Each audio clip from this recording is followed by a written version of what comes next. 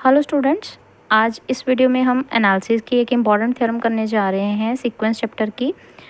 Prove that the convergent sequence is bounded. It's converse true, कि क्या इसका converse true है। कन्वर्जेंट सीक्वेंस हमेशा बाउंडेड होती है, पर क्या बाउंडेड सीक्वेंस भी कन्वर्जेंट होती है? ऐसा नहीं है, ठीक है। कन्वर्जेंट हमेशा बाउंडेड होती है, लेकिन बाउंडेड कन्वर्जेंट हो ये ज़रूरी नहीं है। कन्वर्जेंट हो भी सकती है, एक बाउंडेड सीक्वेंस जो है वो कन्वर्जेंट हो भी सकती है और नहीं भी हो सकती। इसका हम प्रूव करेंगे, ठीक है। तो सबसे पहले हम ये प्रूव करेंगे कि कन्वर्जेंट सीक्वेंस हमेशा बाउंडेड होती है।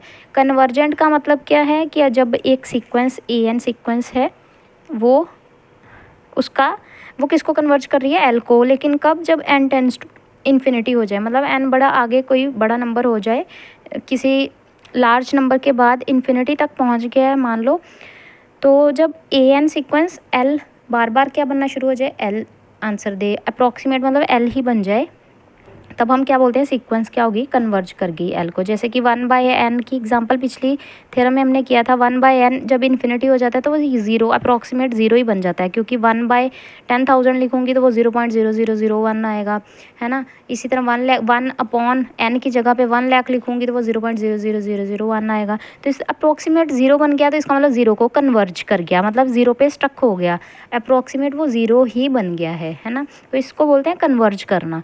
तो कन्वर्ज करने के बाद दूसरा क्या है? बाउंडेड। बाउंडेड बन जाना मतलब जब पूरी की पूरी सीक्वेंस ही 1 से लेके इन्फिनिटी तक जो मर्जी पुट कर लो, एन में A1 A2 A3 A4 A infinity जो भी है, ये सारी सीक्वेंस किसी के से छोटी और किसी एच से बड़ी हो, तो इसको क्या बोलते हैं हम?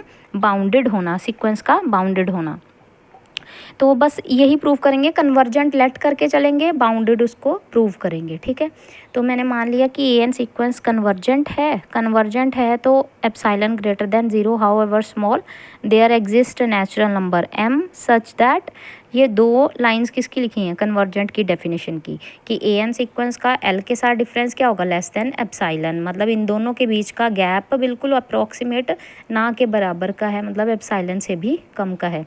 एप्सिलॉन एक बहुत छोटी सी क्वांटिटी है। तो अब इसको हटाऊंगी, मॉडुलस को हटाएंगे तो ए एन, ये मैंने पहले भी बताया ये स्टेप, इससे ये स्टेप कैसे बना है कि जब ए एन सीक्वेंस है मेरी, ठीक है, उसके बीच एल और एप्सिलॉन, ए एन और एल के बीच का गैप एप्सिलॉन से छोटा है, तो जब हम मॉडुलस को हटाते हैं तो मॉडुलस को हटाने के बाद एप्सिलॉन से और माइनस एप्सिलॉन से ग्रेटर बनेगी, है ना, A N minus L. Epsilon से छोटी और माइनस एप्सिलॉन से बड़ी बनेगी, तो ए एन कैसे लिखा जाएगा? एप्सिलॉन प्लस एल और माइनस एप्सिलॉन है और इसमें प्लस एल कर दूंगी, ठीक है। तो ए एन किसके बीच में लाई कर रहा है? जैसे ए एन माइनस एल लाई करता है, लेस देन है एप्सिलॉन से, तो ए एन माइनस एल किसके बीच में लाई करता है? एप्सिलॉन से छोटा और माइनस एप्सिलॉन से बड़ा होगा, ठीक है। अब इसको हटाऊंगी तो ये बना, मतलब ये इसकी वजह से बना इम्प्लाइज। इसके बाद क्या होगा कि इस एल को हटाना है मुझे, तो ए एन किसके बीच में लाई करेगा? एप्सिलॉन प्लस एल और माइनस एल प्लस एल से, है ना। एल एल एल ऐड किया, इधर से कट गया, इन दोनों साइड लग गया, तो L minus epsilon A N लाई करेगा एल माइनस एप्सिलॉन और एल प्लस एप्सिलॉन के बीच में, ठीक है। अब इसके बाद सीक्वेंस इन दोनों नंबर के बीच में लाई कर रही है, लेकिन इसके साथ ये देखो, आपको लग रहा होगा कि ये तो सीक्वेंस बाउंडेड है, पर बाउंडेड तो तब होती है ना जब फॉर ऑल एन के लिए हो, सारे के सारे एन 1 से लेके इन्फिनिटी उन सब के लिए। लेकिन ये तो सिर्फ ये कंडीशन इन दोनों के बीच में ए एन लाई कर रही है, लेकिन कब? जब एन ग्रेटर देन होगा, किससे? ग्रेटर देन इक्वल होगा एम से, मतलब किसी पर्टिकुलर एम नंबर के बाद से सीक्वेंस इन दोनों के बीच में लाई करना शुरू करेगी, है ना।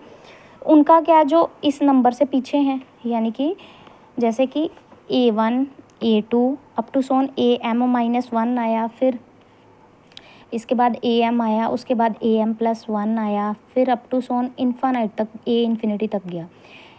AM+M+1 up to A infinity तक जितने भी हैं, इन सब में तो AN किसके बीच में लाई कर रहा है?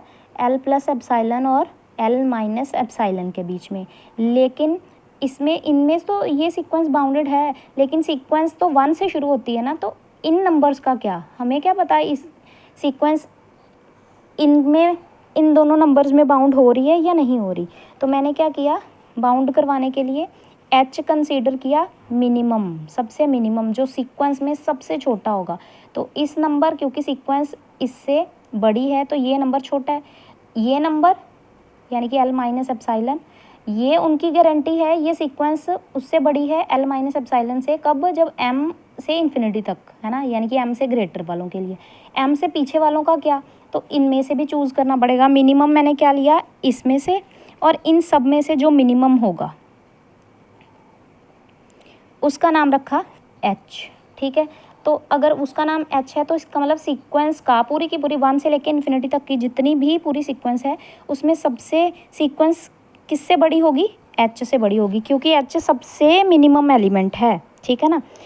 तो इसी तरह से H कंसीडर किया मैंने L माइनस एप्साइलन से A M माइनस 1 तक के बीच का मिनिमम एलिमेंट, और K लिया मैंने मैक्सिमम। मैक्सिमम कौन सा? L प्लस एप्साइलन और बाकी पीछे वाले, क्योंकि ये सीक्वेंस L प्लस एप्साइलन से छोटी है।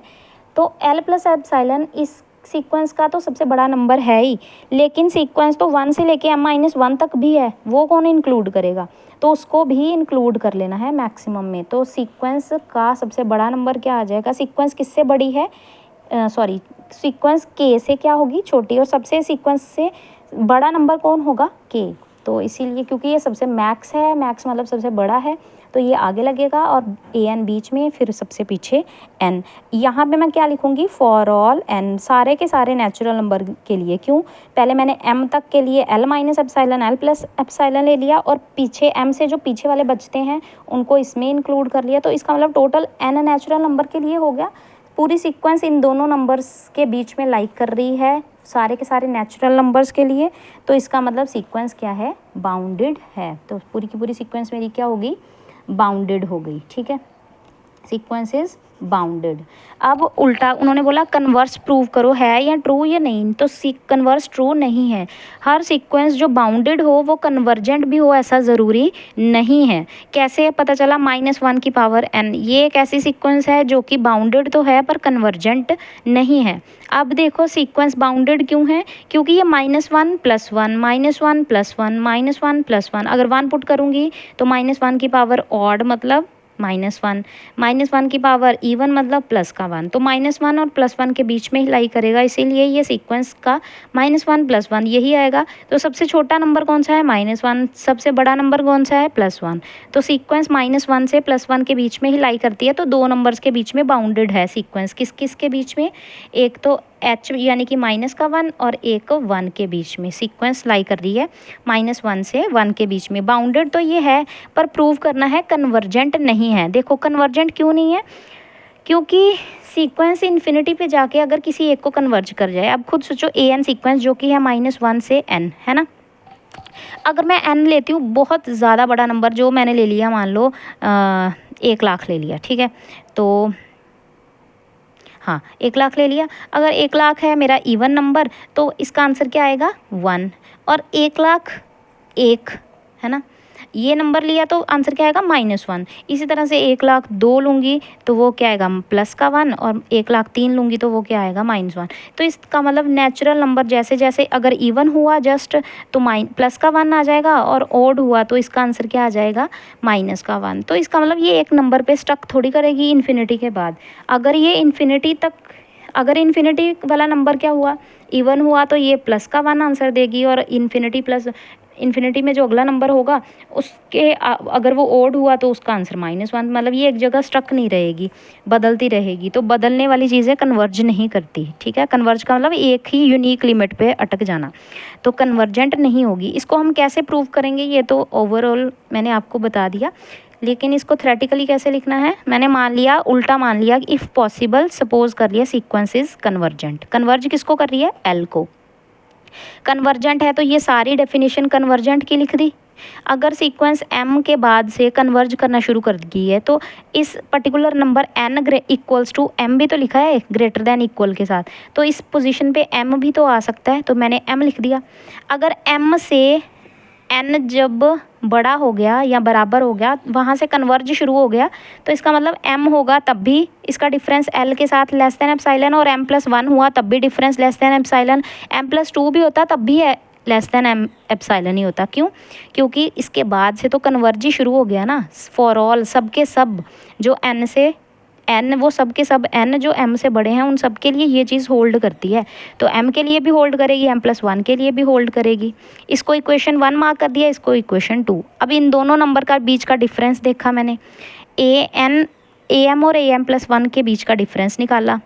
अब इसमें एक l ऐड किया, एक l सब्ट्रैक्ट करूँगी, एक l ऐड करेंगे, एक l सब्ट्रैक्ट वाला इधर लिखा, ऐड वाला 2 बार माइनस डाल के यहाँ लिख दिया। अब ये मॉडुलस में एक साथ है, अलग अलग करूँगी तो वो बड़ी क्वांटिटी, इसीलिए इस तरफ छोटा साइन और इसके ऊपर बड़ा वाला साइन डाल दिया। अब यहाँ पे ये भी लेस देन है एप्सिलॉन से, ये भी लेस देन है एप्सिलॉन से, तो ये ट्वाइस ऑफ एप्सिलॉन हो गया। इसकी इन दोनों के बीच का गैप, क्योंकि एक नंबर अगर माइनस का 1 है, एक नंबर अगर प्लस का 1 है, तो दोनों के बीच का डिफरेंस कितना हुआ? 2 का।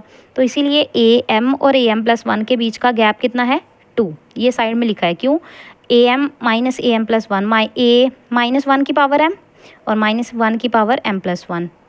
ए -1 की पावर m को कॉमन निकाला, 1+1 दैट इज़ 2। मॉडुलस में माइनस का तो कोई फैक्टर नहीं रहता, तो 2 ही आएगा। तो 2 लेस देन है, 2 लेस देन है, 2 लेस देन का साइन आ गया ना बीच में, लेस देन है 2 एप्सिलॉन से। 2 कैंसिल करूँगी तो एप्सिलॉन ग्रेटर है 1 से, बिल्कुल गलत। क्यों? क्योंकि एप्सिलॉन तो 1 से छोटा होता है, एप्सिलॉन 1 से बड़ा नहीं होता, 1 से छोटा और 0 से ग्रेटर और 1 से छोटी, ये वैल्यू होती है। यहाँ पे उल्टा आ रहा है, अगर मैं 2 को 2 के साथ कट कर दूँ डिवाइड करके, तो यहाँ पे एप्सिलॉन ग्रेटर देन 1 आएगा, जो कि बिल्कुल रॉन्ग है। क्यों? Our supposition is wrong. क्यों? क्योंकि एप्सिलॉन तो लेस देन होता है 1 से, लेस देन इक्वल होता है 1 से। Our supposition is wrong. इसका मतलब जो आपने लेट किया था वो गलत लेट कर लिया था कि कन्वर्जेंट है, ये कन्वर्जेंट नहीं है। Sequence is not convergent. बेशक ये बाउंडेड है पर कन्वर्जेंट नहीं है। हर कन्वर्जेंट सीक्वेंस बाउंडेड होती है, लेकिन हर बाउंडेड सीक्वेंस कन्वर्जेंट हो ये ज़रूरी नहीं है।